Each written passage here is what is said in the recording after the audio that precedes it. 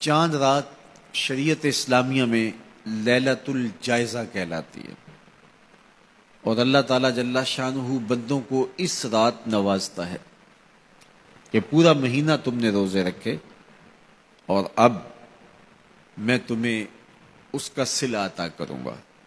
اور لیلۃ الجائزہ میں اللہ عیدی عطا کرتا ہے اور بندوں کو وہ عطا کرتا ہے جو وہ سوچ بھی نہیں سکتے کہ ہمارا مالک ہمیں کیا کیا عطا کرتا ہے۔ ہر شخص جو عیدی دیتا ہے وہ اپنی طاقت کے مطابق دیتا ہے نا۔ آپ کو بھی بچپن میں عیدی ملتی رہی ہوگی، اب بھی ملتی ہوگی، تو کوئی 10 روپے، کوئی 20 روپے، کوئی 50 روپے، لیکن کوئی ایسا بھی ہوتا ہے کہ جس کے پاس فراوانیاں ہوتی ہیں تو پھر اس کی عیدی تو اس کی عیدی ہوتی ہے۔ تو ہر شخص اپنی کیپیسٹی کے مطابق ہی عیدی دیتا ہے نا۔ تو یار جب ایک عام آدمی 10-20 روپے دے دیتا ہے، لیکن جس کو اللہ نے بڑا نوازا ہو تو وہ پھر 500 روپے کا نوٹ آپ کو دیتا ہے کہ جناب یہ عیدی ہے آپ کی، تو پھر اللہ کتنی عیدی دیتا ہوگا، وہ کتنی کرم نوازیاں فرماتا ہوگا۔ تو یار جب عیدی لینے کا وقت ہو اس دن ہم بازار میں ہوں، جب عیدی لینے کا وقت، کچھ لوگ اپنے سارے کام اور ساری خریداری چاند رات کے اوپر چھوڑتے ہیں کہ اس رات کو ہم بازار جائیں گے۔ کچھ لوگوں کو شوق ہوتا ہے اس رات بازار جانے کا، حالانکہ بازار شر الاماکن، بری جگہ، سب سے بہتر جگہیں اللہ کے گھر مسجدیں ہیں اور سب سے بدترین جگہیں بازار ہیں۔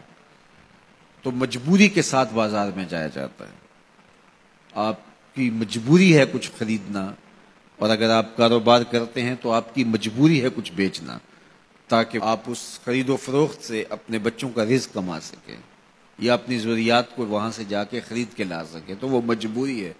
تو مجبوری کے لیے آپ وہاں جا سکتے ہیں، اور ہمیں حکم دیا گیا دیر سے جاؤ جلدی واپس آ جاؤ۔ مسجد میں حکم دیا گیا ہے جلدی جاؤ دیر سے واپس آؤ۔ اور ہمیں پتہ ہے کہ چاند رات کو رش کتنا ہوتا ہے، اور ہم اسی وقت کے لیے سارے کام چھوڑے ہوں جبکہ کندھے سے کندھا چھو رہا ہوتا ہے اور مرد و زن کا اختلاط بھی وہاں ہوتا ہے، تو پھر اپنے آپ کو بچانا اور اپنے آپ کو محفوظ رکھنا اور اپنی نظر کی عفت اور پاکیزگی کا خیال رکھنا کتنا مشکل ہو جائے گا۔ اپنے آپ کو آزمائش میں ہی کیوں ڈالا جائے کہ جس میں ہم پورے نہ اتر سکیں۔ تو اس لیے یہ بات ذہن میں رکھیے گا کہ یہ لیلۃ الجائزہ ہے، یہ جھولی پھیلا کے رب سے مانگنے کا وقت ہے، یہ بازاروں میں آوارگی کا وقت نہیں ہے۔ تو یہ رات بھی ہماری اللہ کے حضور عبادت میں گزرنی چاہیے، ذکر و فکر میں گزرنی چاہیے، یاد الہی میں گزرنی چاہیے۔ تو لیلۃ الجائزہ کو کبھی ضائع نہ کیجیے اور اس رات کو برباد نہ کیجیے۔ سارے مہینے کی محنت آپ نے جو کی، اب اس کا صلہ لینے کا وقت ہے، اب عیدی لینے کا وقت ہے۔ تو عیدی لیجئے اپنے رب سے، جھولیاں پھیلا پھیلا کے لیجئے، اس سے خیرات مانگیے، اس کی کرم نوازیاں اور اس کی رحمتیں تمہارے اوپر برسیں گی، تو ان کو اپنے دامن میں سمو لیجئے۔ تو اپنی ضروریات کے لیے اور وقت نکالیے، اور عید کا دن بھی اللہ نے ہمیں 5 نمازوں کے علاوہ ایک اضافی نماز عید کی ہمارے اوپر واجب کی ہے۔ عید کے دن تو لوگ فرض نمازیں چھوڑ دیتے ہیں، جبکہ عید کے دن فرض نمازوں کے علاوہ ایک اضافی نماز رکھی گئی ہے۔ تو یہ ہمارا امتحان تھا، ہمارے ایک مہینے کی جو ٹریننگ ہوئی تھی، اس کے بعد آج ظہر کے وقت، آج عید کے دن فجر کے وقت، آج عصر اور مغرب کے وقت دیکھنا تھا کہ اس کا اثر ہماری روح میں کتنا اترا ہے۔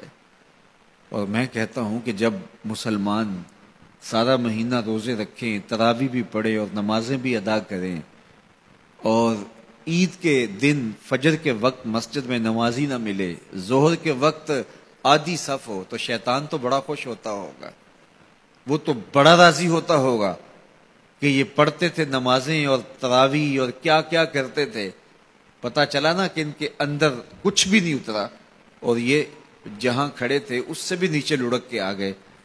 تو شیطان کو کبھی خوش نہ ہونے دینا، اللہ کے حضور سرخروئی اور کامیابی کے لیے دعا مانگتے ہوئے ماہ سیام سے رخصت ہوں۔ یہ گھڑیاں اللہ نے نصیب کی، گنتی کے دن انہیں کہا گیا، تو یہ گنتی کے دن یوں ہی بیت جاتے ہیں اور اسی طرح پوری زندگی بیت جاتی ہے، اور پھر جب آنکھ بند ہوتی ہے تو پھر آنکھ کھلتی ہے کہ ہم زندگی کہاں گزار دی۔ تو آئیے ان لمحوں کو غنیمت جانیے۔